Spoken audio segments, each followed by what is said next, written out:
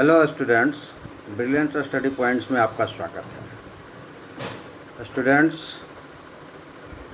आप हमारे चैनल को सब्सक्राइब नहीं किए हैं तो सब्सक्राइब कर लीजिए, और अगर हमसे ऑनलाइन ज्वाइन होना चाहते हैं तो स्क्रीन पे दिखाए गए नंबर पर हमें संपर्क करें और ऑनलाइन क्लास अपने घर बैठे लें, और जो भी डाउट्स हो उसी क्षण पूछ लें।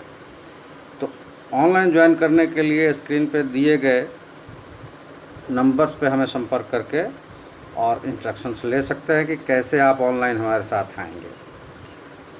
ऑनलाइन आपको क्लास की तरह 1 घंटे का एक क्लास लाइव दिया जाएगा, उसके बाद सारे कंटेंट्स आपको मिल जाएंगे और आप हमसे उसी वक्त जो भी आपकी डाउट्स हो पूछ सकते हैं, कमेंट्स में भी पूछ सकते हैं।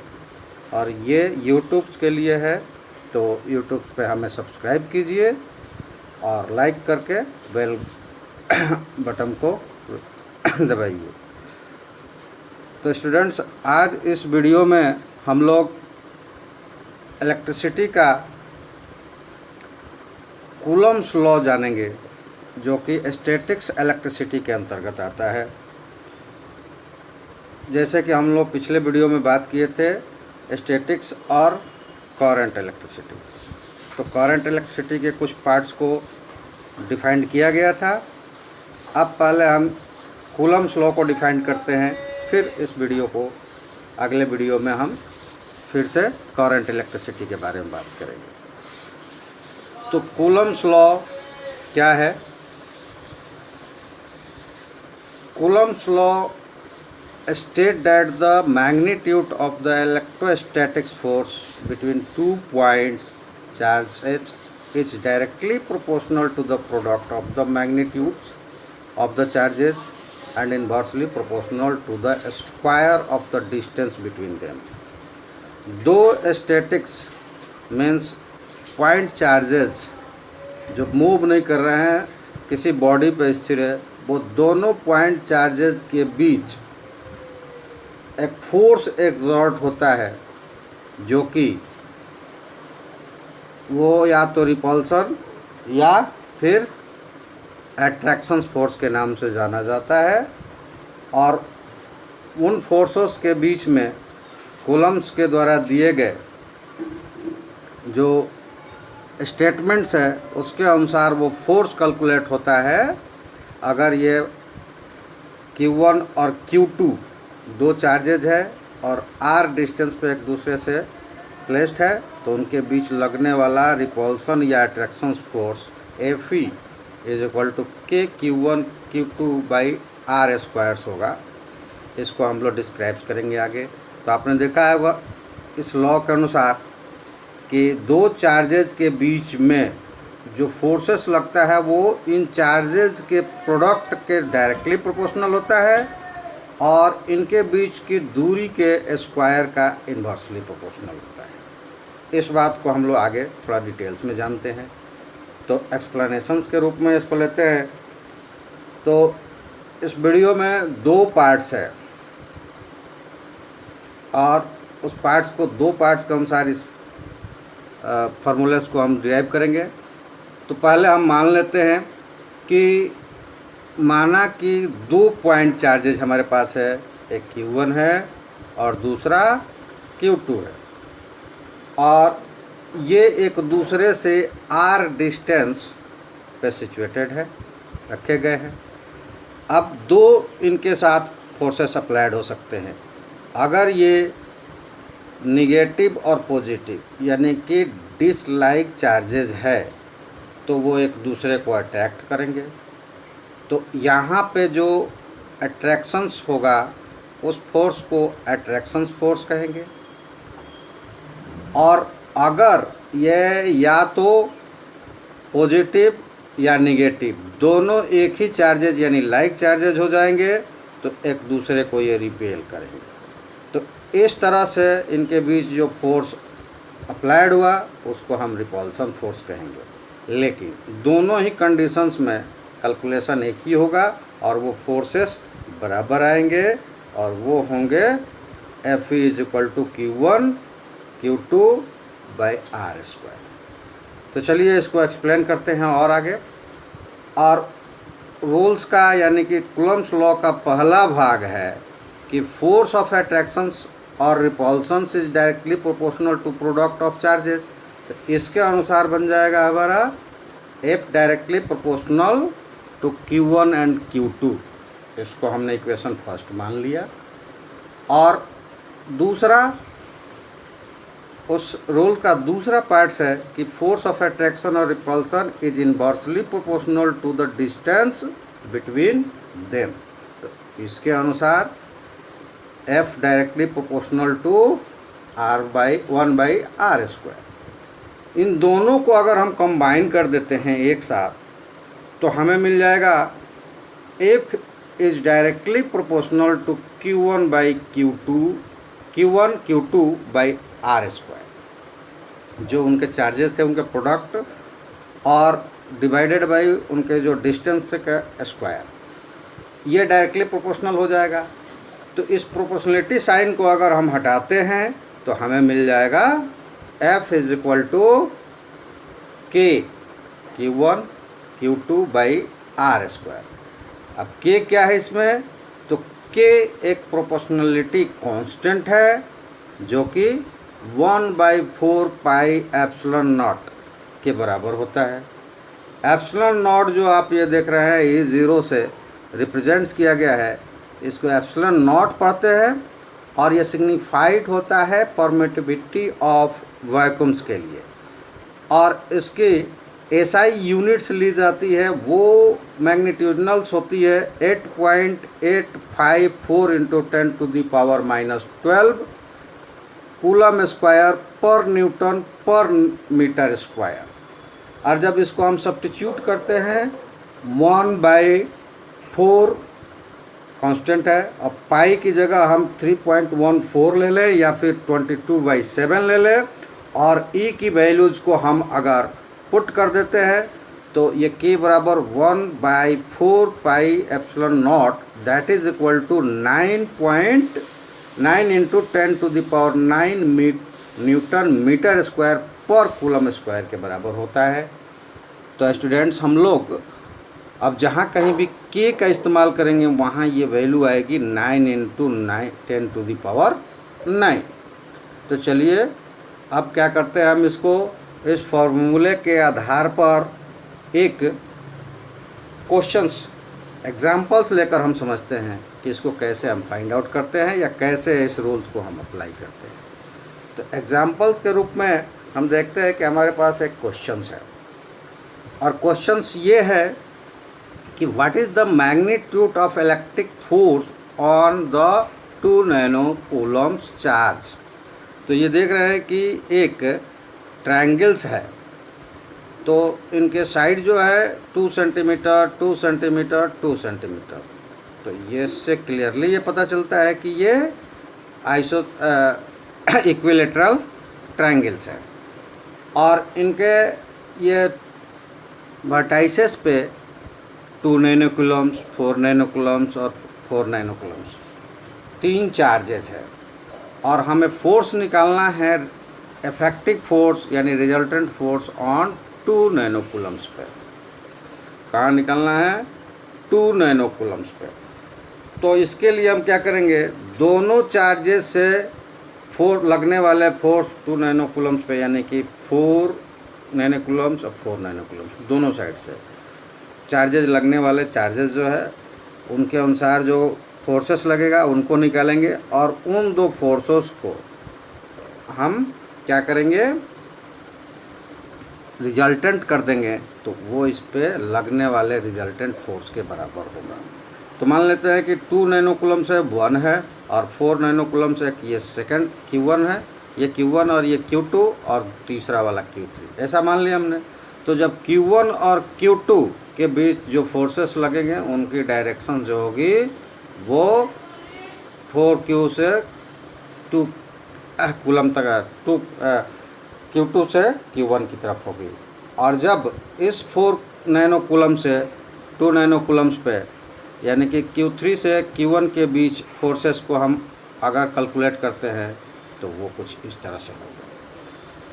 अब हमको निकालना है यहाँ पे लगने वाले रिजल्टेंट फोर्सेस को। तो इन दो फोर्सेस को कैलकुलेट कर लेंगे और उससे हम फाइंड आउट करेंगे। इससे हमें एक फाइनल कंडीशंस इस तरह की प्राप्त होती है, जिसको हम मान लें पहला जो हमने फोर्स कैलकुलेट किया वो F1 है और दूसरा हमने कैलकुलेट किया वो F2 है। तो चलिए पहले हम इसके F1 और F2 को वेक्टर्स के फॉर्म में फाइंड आउट करते हैं। अब बढ़िए सॉल्यूशंस की तरफ।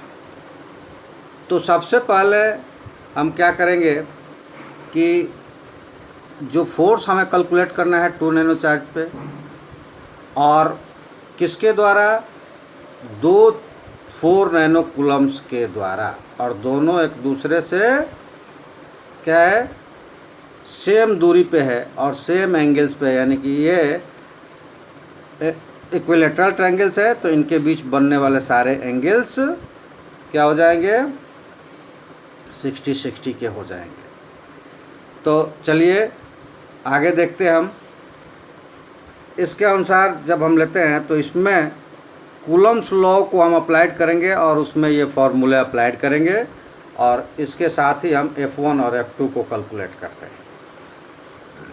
यहाँ पे हम देखते हैं कि Q1 यानी कि 2 नैनो कूलम्स, और ये नैनो कूलम्स है वो 10⁹ कूलम्स के बराबर होता है। जैसे कि इसके पहले हमने आपको बताया था इलेक्ट्रिसिटी करंट इलेक्ट्रिक में माइक्रो और मिली एम्पियर्स के, उसी तरह वो सारे जो है वर्ड रूट्स है, और ये नैनो भी वर्ड रूट्स है, और ये जो होता है वैल्यू इसका 10⁹ के बराबर होता है। तो Q1 यहाँ हो गया 2 × 10⁻⁹ कूलम। दूसरा यहाँ पे Q2 लेते हैं तो Q2 हो गया 4 × 10⁹ कूलम्स के बराबर, और डिस्टेंस इनके बीच हो गया 2 सेंटीमीटर मीन्स 0.202 मीटर्स, क्योंकि हम सारे जो वैल्यू रखेंगे वो SI यूनिट्स का होगा, इसलिए इसको हमने मीटर में चेंज कर लिया। अब कूलम्स लॉ के अनुसार इसका मैग्नीट्यूड क्या हो जाएगा F1 का, वो हो जाएगा F1 = KE means proportionality of epsilon Q1 Q2/R²। और जब वैल्यू सब्स्टिट्यूट करेंगे इसमें, तो आप भी पीछे हमने बताया कि K की वैल्यू हम लेंगे 9 × 10⁹, और Q1 की वैल्यू ये 2 × 10⁻⁹ इंटू Q2 की वैल्यू 4 × 10⁻⁹, और R की वैल्यू 0.2 और R² है तो 0.02²। और इसको अगर हम कैलकुलेट कर देते हैं, कैलकुलेट करके आप देख लीजिएगा, ये आएगा 1.8 × 10⁻⁻⁴। तो इसका मैग्नीट्यूड हो गया फर्स्ट का 1.8 × 10⁻⁻⁴ न्यूटन्स। और आप देख रहे हैं कि दूसरा जब हम कंडीशन लेंगे F2 का, तो वो हमें मिलेगा, इसी तरह के रिजल्ट्स मिलेंगे, लेकिन वो रिजल्ट्स थोड़ा अलग होगा, वो आगे हम बताते हैं। केवल इसमें माइनस साइन लग जाएगा, और कैसे लगेगा वो हम बाद में लगाते हैं। मैग्नीट्यूड इसका सेम ही आएगा। तो सिमिलरली हम अगर निकालते हैं F2 की वैल्यू, तो वो भी इसी तरह से हमें मिलेगा 1.8 × 10⁻⁹ कूलम, क्योंकि Q1 तो वहीं रहा, K की वैल्यू वहीं रहेगा, Q3 भी Q2 के बराबर था, और डिस्टेंस भी दोनों का सेम थे, तो ये इतना ही लगेगा।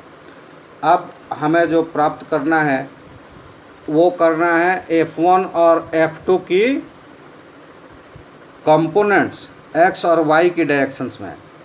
तो XY प्लेन्स में हमको इसको करते हैं, तो आप जानते हैं कि X और Y जहाँ पे क्रॉस करता है वो 0 कहलाता है, यानी कि ओरिजिन हो जाता है। तो कंपोनेंट्स निकालने के लिए पहले F1 के लिए हम देखते हैं कि अगर इनको हम ज्वाइन कर देते हैं तो ये ट्रायंगल्स मिला। तो इसका X पार्ट जो होता है वो X को कंपोनेंट्स कहलाता है, और वाई ये जो वर्टिकल पार्ट्स होता है वाई कंपोनेंट्स कहलाता है। तो आपने ट्रिग्नोमेट्री में देखा होगा कि ये थीटा अगर यहाँ पे है तो ये परपेंडिकुलर हो गया और ये बेस हो गया। तो base by hypotenuse is equal to cos theta होता है। तो जब ये बेस फाइंड आउट करेंगे तो बेस बाई हाइपोटेनियस यानी कि F1 is equal to tan cos 60 degree. तो x कंपोनेंट इसका हो जाएगा F1 cos 60 डिग्री, और जब ये परपेंडिकुलर निकालेंगे ये y का कंपोनेंट्स हो जाएगा, तो ये हो जाएगा F1 sin 60। और आप जानते हैं कि cos, तो इस तरह से जब इसकी वैल्यू को हम सब्स्टिट्यूट करेंगे तो F1 ये तो सेम ही आया था, इनके साथ साइन थीटा और cos थीटा लग जाएंगे जो कि उनके x और y कंपोनेंट्स को रिप्रेजेंट्स करेगा। अब अगर हम cos और sin की वैल्यू को रख दें तो cos 60 होता है 1/2, तो ये 1.8 डिवाइडेड बाई 2 हो जाएगा, तो ये 0.9 हो जाएगा। और sin 60 की वैल्यू अगर रखेंगे तो वो होता है √3/2, तो उसको 1.8 के साथ मल्टीप्लाइड करेंगे तो वो हमें मिल जाएगा 1.56, और 10⁻⁴ और -4 और 10⁻⁻4 तो लगाइए। तो हमें F1 की x कंपोनेंट्स मिला 0.9 × 10⁻⁻4, जबकि y कंपोनेंट्स मिला 1.56 × 10⁻⁴। इसी तरह जब हम आते हैं F2 के डायरेक्शंस में, तो F2 फाइंड करने के लिए यहाँ भी एक ट्रायंगल्स बनता है, राइट एंगल ट्रायंगल। इसमें भी ये परपेंडिकुलर ये पार्ट्स जो हो जाएगा वर्टिकल, ये y कंपोनेंट्स हो जाएगा और ये x कंपोनेंट्स हो जाएगा। लेकिन आप ये देख रहे हैं कि जो परपेंडिकुलर वर्टिकल पार्ट्स है वो y का पॉजिटिव साइड है, तो ये तो पॉजिटिव हो जाएगा, लेकिन ये जो हॉरिजॉन्टल पार्ट्स है ये x का निगेटिव है, इसलिए इसका x कंपोनेंट्स निगेटिव हो जाएगा। चूँकि दोनों की वैल्यू वही है तो F2 भी आएगा -F2 cos 60 और F2 sin 60। माइनस cos 60 जो F2 cos 60 आया है वो x कंपोनेंट्स है, और चूँकि ये x का निगेटिव पार्ट्स है इसलिए निगेटिव हो गया। तो इसको आप इसकी भी वैल्यू सब्स्टिट्यूट कर दें तो ये मिलेगा, वैल्यू वही रहेगा, लेकिन इसका जो x कंपोनेंट्स है वो निगेटिव हो जाएगा। अब हम रिजल्टेंट्स जब निकालते हैं, मान लो कि ये y डायरेक्शंस में, चूँकि ये F1 और F2 की जो डायरेक्टेड है वो y डायरेक्शंस में, तो इसका रिजल्टेंट अगर लेंगे तो हमें मिलेगा उन दोनों के बीच के डिस्टेंस मैग्नीट्यूड के रूप में, और दोनों का एडिशन उनके वेक्टर कंपोनेंट्स के सम के रूप में। तो रिजल्टेंट्स हम मान लेते हैं कि F इफेक्टेड है रिजल्टेंट, तो उसके लिए उसका x और y कंपोनेंट्स होगा components of F1 plus components of F2। इस वैल्यू को हम पुट कर देते हैं अगर, तो ये 0.9 × 10⁻⁴ F1 का x कंपोनेंट्स और 1.56 × 10⁻⁴ F1 का y कंपोनेंट्स, उसी तरह प्लस F2 का x कंपोनेंट 0.6 × 10⁻⁴, जबकि F2 का y कंपोनेंट्स 1.56 × 10⁻⁴।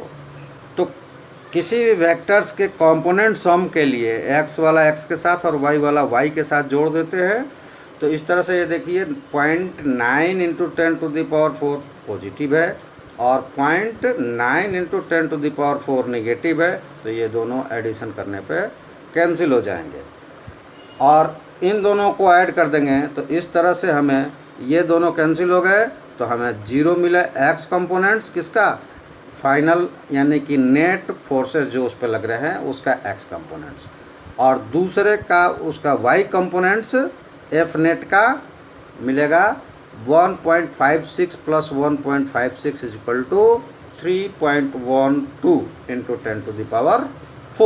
तो फाइनल यानी कि रिजल्टेंट फोर्स जो F2QNQ पे लग रहा था वो हो गया उसका कंपोनेंट्स 0 और 3.12 इंटू 10⁴। अब इसका मैग्नीट्यूड हमें चाहिए।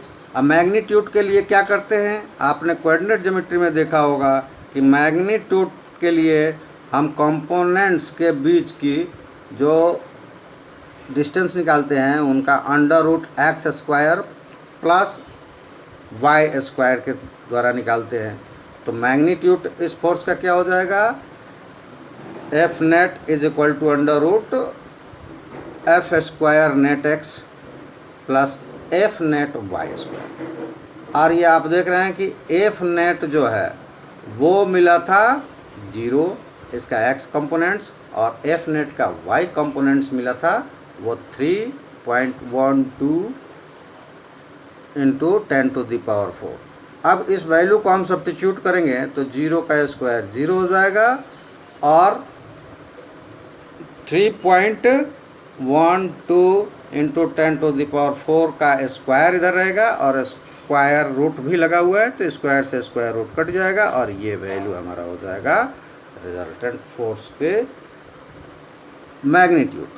तो आप ये देख रहे हैं कि साइन इसके जो आया है वो प्लस आया है, तो हमें रिक्वायर्ड फोर्स जो होगा वो 3.12 इंटू 10⁴ होगा और 10⁻⁴ न्यूटन्स होगा और वो पॉजिटिव होगा। और यही हमारा आंसर्स है और यहीं पे हमारा वीडियो भी ख़त्म होता है। तो फिर एक बार आपसे आग्रह है कि यूट्यूब पर तो हमारे सब्सक्राइब करके देख ही सकते हैं, क्योंकि जो लाइव क्लास चलती है उसी को हम एडिट करके यूट्यूब पे डालते हैं। और लाइव क्लासेस के लिए आपको स्क्रीन पे दिखाया गया था, फिर से मैं बता देता हूँ 9934596600 पे कांटेक्ट करके हमसे ऑनलाइन जुड़िए। ऑनलाइन में हम आपके सारी समस्याओं को उसी वक्त सॉल्व करेंगे। बाद में हमसे जो नहीं समझ में आएगा वो कमेंट से भी पूछेंगे।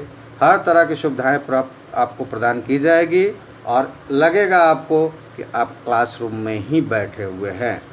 तो आप यूट्यूब चैनल्स को हमारे सब्सक्राइब कीजिए और हमसे ऑनलाइन जुड़िए और हमसे जितना भी आप मदद ले सकते हैं लीजिए।